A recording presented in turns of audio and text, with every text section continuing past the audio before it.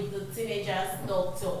And I hope you know my name. Well, for our returning subscribers, my name is Princess Adebola Paulina.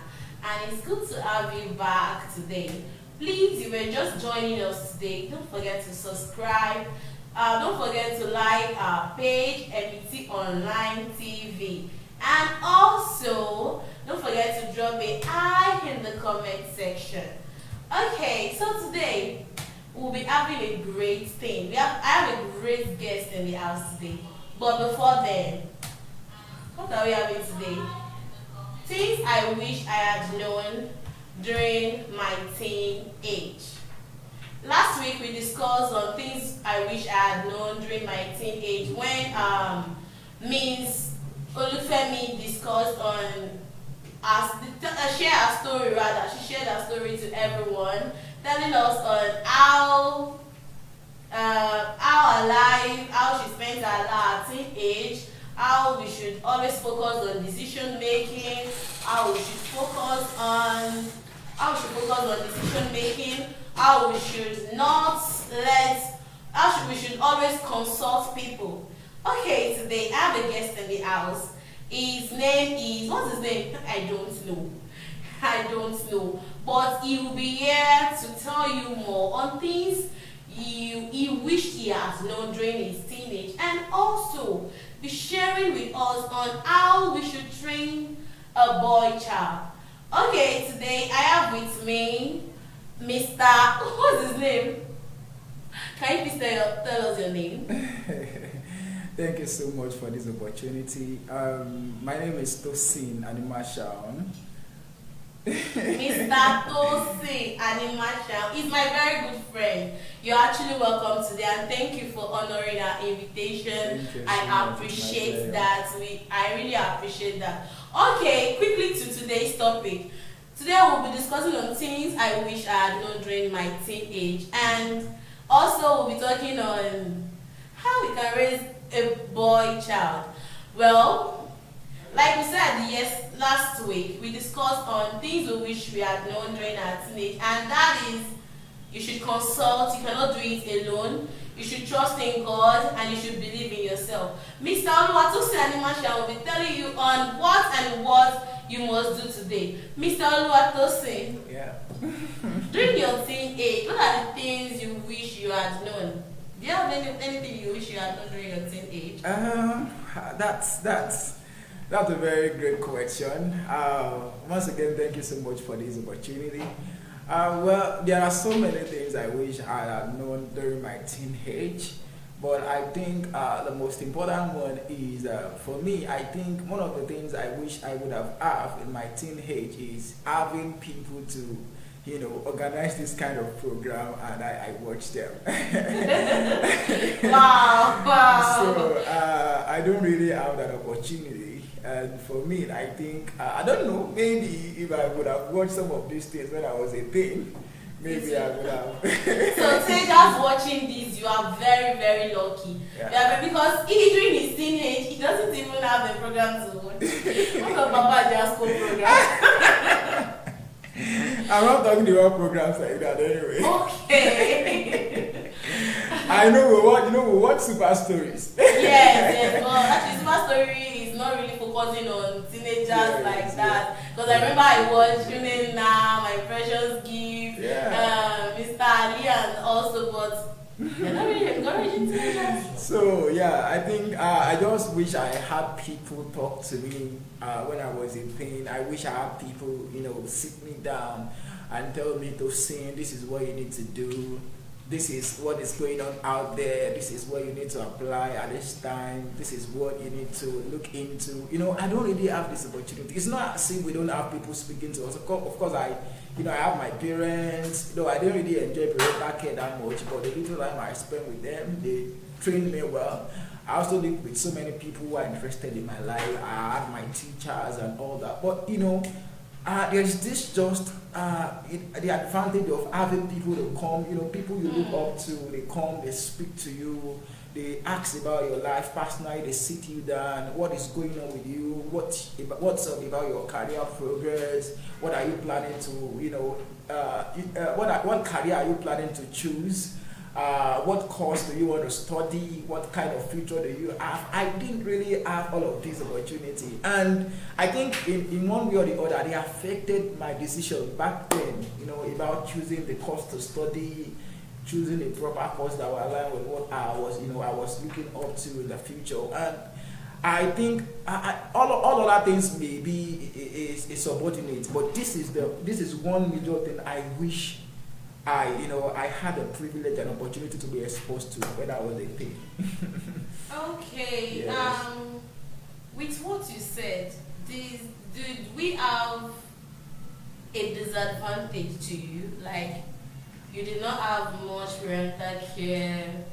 There is no one to counsel. There is no one to guide. Actually, there are people that are talking, but sitting you down, asking you questions one-on-one. What will you become? What do you want to be, and all that. Like, did it have any effects on you, or does it affect you in any area?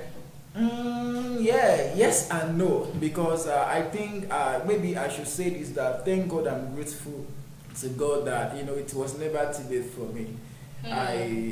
God eventually placed so many kinds of people in my life that they have inspired me so much, and I've been able to choose the right path for myself, and I'm doing well.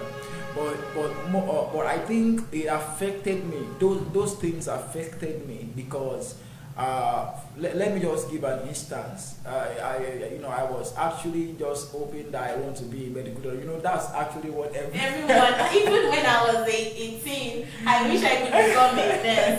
Like, seriously, I want to be a medical doctor. I just found myself becoming a teacher. I want to be a medical doctor. I want to be a medical doctor. That was just that, the mindset I had then. But then it was later that I come to discover it was just a general belief. Everybody want to be a medical doctor. Everybody want to be a nurse. But quite unfortunately, the higher institution cannot even offer everybody that same course. Sure. So what eventually would happen is they would have to look for people who did not even have that, whether you don't live up to that cutoff mark, yes. You will eventually be given a course you never planned to do. So, and for me, I think it is one of the major areas that needs counseling, that, whether it's a male child, a female child, they need to be enlightened about the likely, what kind of future do you have? That's the question. Then what are the courses that you can do in the university? Everybody does not have to go and study MBBS or so, but eventually everybody would apply. And they will start giving a course they never and it became something else, like a burden for them, and they wouldn't even do anything with that very course. But we have people who they are lucky enough to have a very good part and all that. But I think that's one of the effects it adds on me. I didn't have the privilege of studying what I should study. I didn't do well in my first jam, and because I just wanted to do this very course in the university, I was not offered any admission, and I had to go and study in a college of education. Eventually, I had to go and study biology, and I eventually settled down with becoming a teacher and all that. But then, fortunately for me, I found my path, and even as a teacher, I'm proud of it. And I'm not even limited to teaching. I've also been able to do so many amazing things that has to do with what I'm passionate about and what I need to do. So, but it's a very major effect of my career. Wow. Dear teenager, if you have anyone that is counseling you, guiding you, protecting you, you should be grateful to God. Yeah. As you can see, Mr. Oluwatosin here doesn't have one, but along the line, the Lord just help him. And I know your own case is actually different. And if you are there too, and there is no one for you, there is no guidance for you, no worries. You can hear his story. It's actually different. He doesn't have a whole lot, he doesn't have some people around him, but still yet, he was able to get the right path later. Thank God it's not too late for him. Okay, Mr. Oluwatosin, I have a serious question here. Different people are talking about, I am passionate about the girl child, I want to train the female child, I want to help the female child, I want to assist the female child, say no to rape, say no to violence, say no to this, say no to that. I want to build the female child's self-esteem, which is actually the truth. Somebody like me, I suffered low self-esteem to some age, but we thank God. We thank God it's a story now. But whichever way, why is it that, what do you see about, let me see this way, what do you see about rearing the boy child? And why is it that in our society today, we've neglected the boy child and we are raising the girl child only? What do you see to that, sir? Well, that's a very technical question, and I think there is a need for us to trash this. It's very, very important we do. Well, before I say anything, I also want to attest that personally for me, I think I supported that crusade too, and I still support it. Like raising a girl child, it's a very good thing, so that at least we have girl child who, we know what it used to be in our society. The environment, we just neglect every girl child, and they put off focus on raising a male child, and reverse is the case for females. They end up in the kitchen, all those mentality and all that, and that was what brought about that crusade, and it became a very good thing that everybody embraced it, and it's still happening to now. But on my own view, I think we thought that we wanted to solve a problem, but we've actually created another one. The problem that I think was the issue was that there was a focus on male child, and the female child were not regarded. So that was the problem. Now, what should have been the best solution is how can we balance the two? So how can we balance the two such that both male and female child will get the right support? They would get the right motivations that would help them, to embrace their futures and all that. So, but then what we had done is that we now refocused.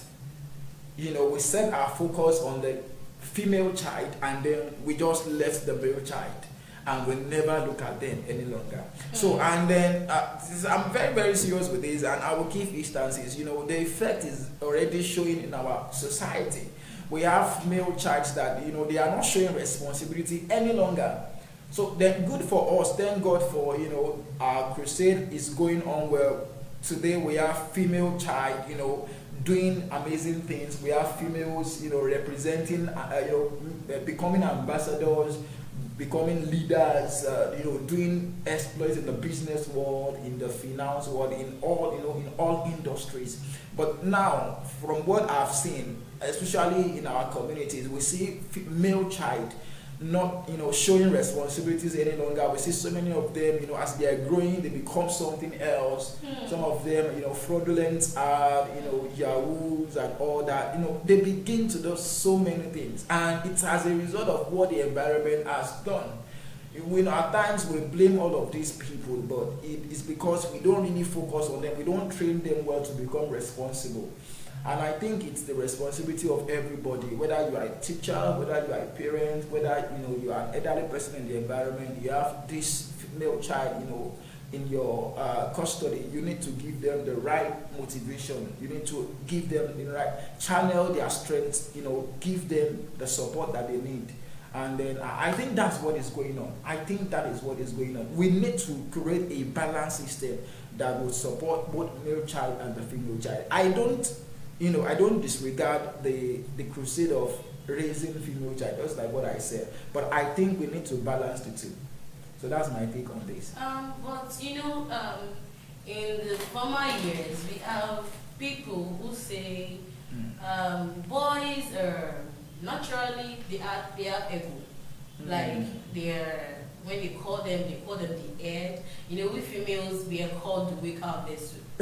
Yes, because we are formed out of it now. Okay. But generally men they have ego, they have pride, because Even at home during our days, they'll be like, men should not work, they are the head, men should not take care of the family, they should not they should not about taking care of the family, they should not do anything at home, they shouldn't cook, they shouldn't wash, they shouldn't I've seen a male, I think we were discussing in my staff room one day, and I was like, my other brother, if you are at home, I used to tell him that, hello uncle, go to the kitchen, go and learn how to cook for your wife. So the man was like, no, you are not okay, you are not good, you are disrespecting him. I was like, is there anything bad in this? He said, it's very bad. How will my sister be punishing me?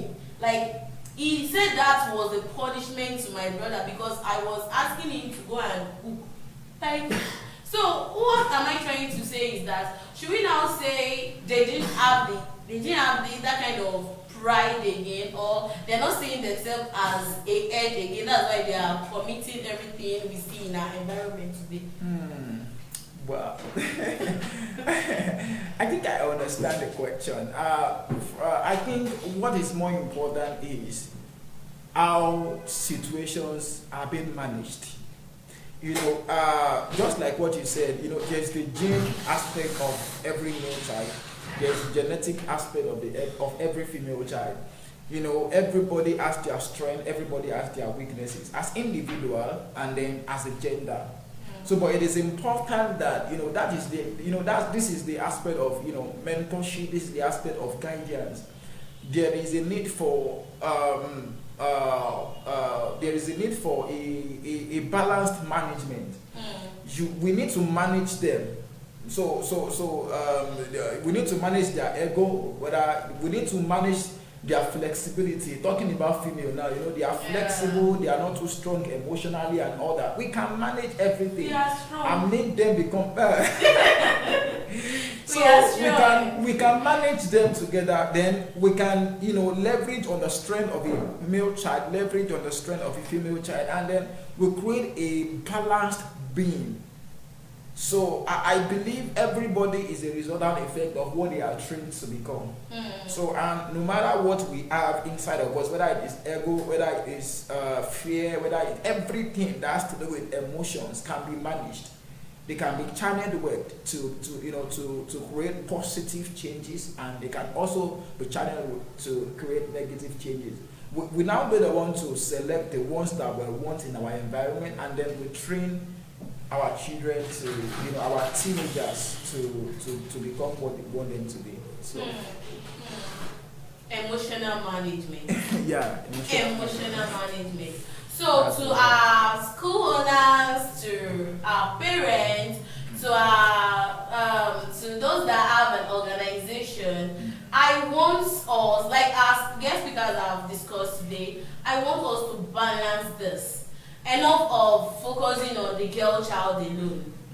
The girl child you raised, the girl child that is responsible. It is the boy child that will neglect it, that will disvirgin, that will rape, and let me put it that way. The boy child that will neglect it, that he will be the one to, discuss some things that is bad and affect her negatively. Let me put it that way. So we need to balance the two. As we're raising the girl child, let's focus on the boy child too. They need us. They need you as a guardian. They need you as their counselor. They need you as their parent. Don't focus on the girl child alone. Allow the boy child to work at home. Allow the boy child to carry out responsibility. Allow the boy child to do everything that a girl should do at home. Stop focusing on, okay, it is the girl child alone that must wash the plate, it is the girl child alone that must do this, it is affecting them. Mr. Oluwatosin, thank you for everything you've said today. I really gained knowledge. Okay, today, I would like to ask you this question. I think that will be my last question today. Okay. The question is that, if you come across any teenager today, like, probably in a good art or in a bad art or anything, what do you think you share to counsel them? My teenagers are my audience, so they are viewing you. What is your counsel to them? What are your words of encouragement? What do you think they should do? What do you think they should become? Okay, so this is my word for every single teenager watching us right now, or those who are going to be watching this show later on. I think one of the problems that make teenagers to act the way they act more often is when their expectation is being cut short. I've guided so many of them, and I know the problems that they face. So their expectation is being cut short. They expect certain level of support from the community. They expect certain level of support from their parents. They expect certain level of support from their teachers. And then when they don't receive some of these things, or when they don't come on time, they begin to engage on certain things that they shouldn't do. And then this will be my word for everyone watching us right now, that just be responsible for yourself. You don't have to wait on what the environment has to offer you before you plan for your future. So you need to have a plan for yourself. Don't depend on the resources of the environment. We all understand what this country is at this moment. We know what is happening here and there. But all of these things that are happening, they are not what we should depend on. We shouldn't just put our life, or depending on what the environment has to offer us. Yeah, that's just the word. So we all need to take responsibility. We all need to have a plan for ourselves. We should expect more from the environment. That's very true. We should expect more from our government. We should expect more from our lawmakers. We should expect more from our parents. They are the ones who give back to us. We should expect more from our teachers. We pay them to teach us. But I think more importantly, we should expect more from each other. Expect more from yourself. Depend on yourself depend your future on yourself. Raise your future by yourself.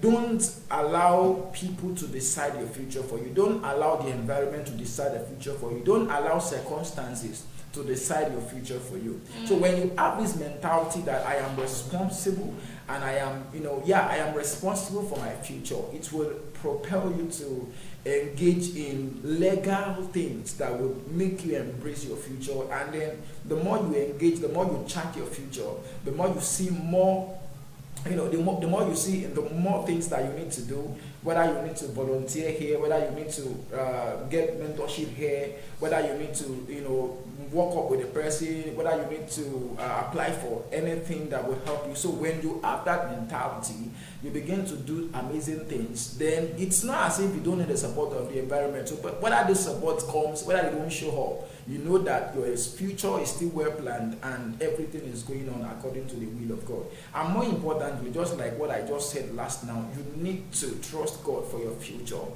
Don't trust in any man. It is God that has the future in his hands, and he has plans for everything, including you. He has plans for everything. He has plans for human beings. He has plans for every living thing, including you. So you only need to discover the plans of God for your life. You only need to discover the thoughts of God concerning you. And when you know the thoughts of God concerning you, the Bible says, the thoughts that I have towards you, they are thoughts of good and not of evil, to give you an expected end and hope. So it means God thinks about every single being. God thinks about everybody on earth. You only need to discover what God is thinking about you. And when you discover what God is thinking about you, it will allow you to, align yourself with the thoughts of God, and then everything will just be working according to the plan of God. So that's all I have to say. Oh, wow. Thank you, Mr. Oluwatosin Animasahun. You're welcome. I really appreciate you. Thank you. You need to be aligned with what God has for you. You cannot do it alone. You need